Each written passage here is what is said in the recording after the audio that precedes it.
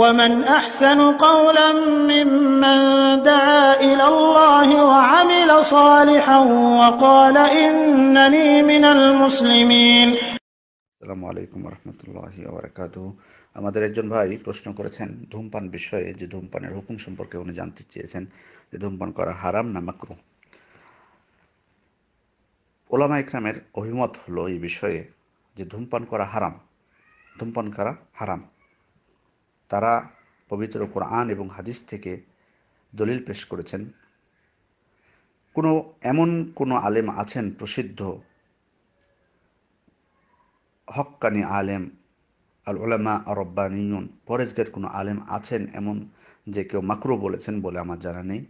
বরং যাদের মুখে এটা শোনা যায় তারা নিজেরাই ধূমপান করেন বলে তারা এই ফতোয়াটি সহজ করে নিয়েছেন। কারণ এমন কোনো প্রসিদ্ধ বা হক্কানি আলেম নেই যে তারা এটিকে মাকরুহ বলেছেন। দলিল হিসেবে তারা পেশ করেছেন পবিত্র কোরআনের আয়াত, সূরা আরাফের 157 নম্বর আয়াত। মহান আল্লাহ বলছেন, ওয়া ইউহিল্লু লাহুমুত তাইয়্যিবাত ওয়া ইউহাররিমু আলাইহিমুল খাবায়েথ। তিনি তাদের জন্য পবিত্র বস্তু হালাল করেছেন এবং অপবিত্র বস্তু হারাম করেছেন, নোংরা বস্তু হারাম করেছেন। আজকে বলুন তো, আজকে ধূমপান এটিকে কেউ কি পবিত্র বস্তু বলবেন? প্রশ্ন এটা। যারা বলবেন যে এটা মাকরুহ বা অন্য কোনোভাবে কাটানোর চেষ্টা করবেন, বৈধ বলবেন, তাদেরকে কোরআনের এই আয়াতটি দিয়ে শুধু প্রশ্ন করবেন যে এটা কি পবিত্র বস্তু হতে পারে? পবিত্র বস্তু যদি হয় তাহলে আল্লাহ হালাল করেছেন, আর যদি অপবিত্র হয় তাহলে এটাকে আল্লাহ হারাম করেছেন। তারপরে শরীয়তের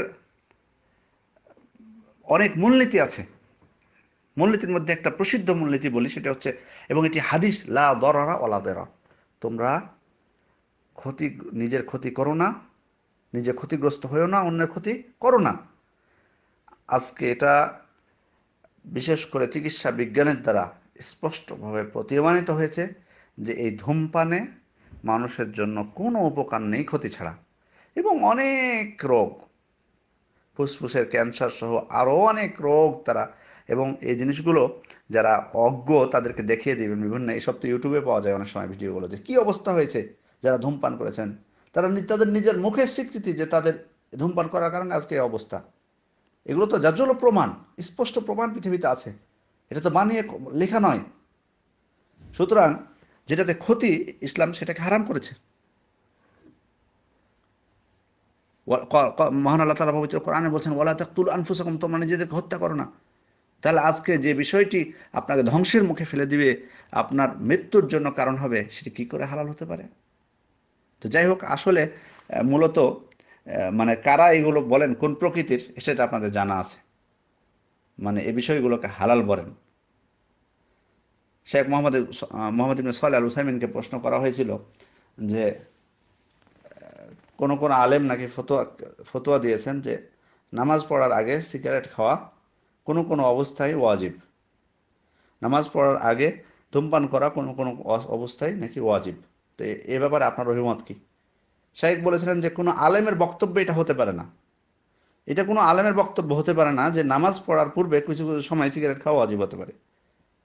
কেন তারা ওয়াজিব বলেছে জানেন?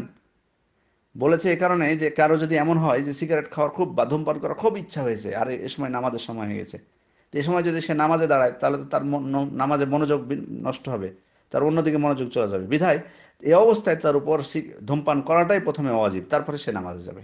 নাউজুবিল্লাহ মিন যালিক। শেখ মোহাম্মদ বিন সালেহ আল উসাইমিন বলছেন যে এ ধরনের মানে এটা কোনো আলেমের বক্তব্য হতে পারে না।